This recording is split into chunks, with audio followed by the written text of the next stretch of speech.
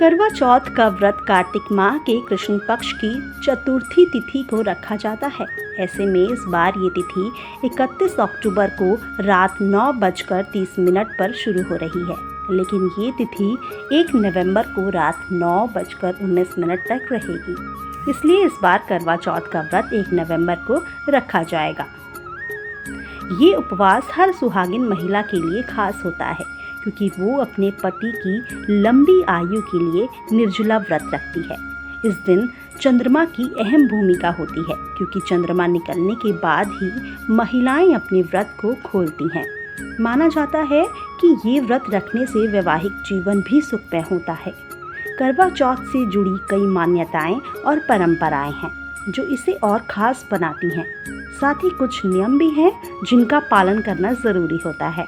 अगर आप पहली बार करवा चौथ का उपवास कर रही हैं तो व्रत के सभी नियमों को जान लें। सरगी से क्यों शुरू होता है व्रत?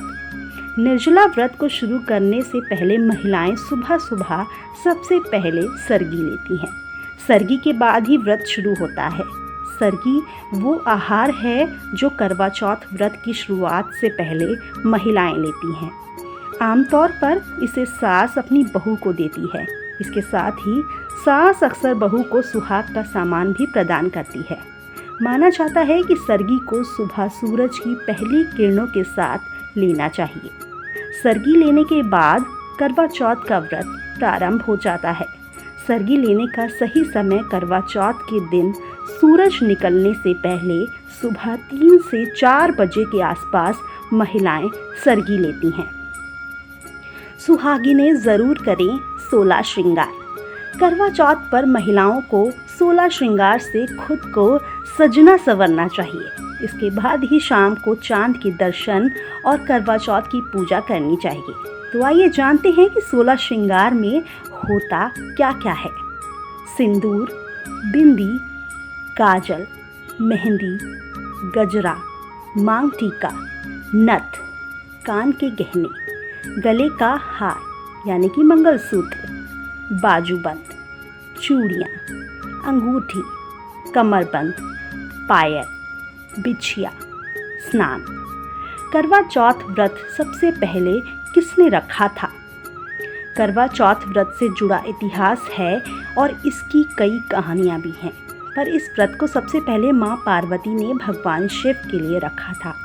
मान्यता है कि इस व्रत को रखने की परंपरा तब से चली आ रही है जब एक बार ब्रह्मदेव ने सभी देवियों को अपने पतियों के लिए करवा चौथ का व्रत रखने के लिए कहा था। इससे जुड़ी और भी पौराणिक कथाएं भी प्रचलित हैं।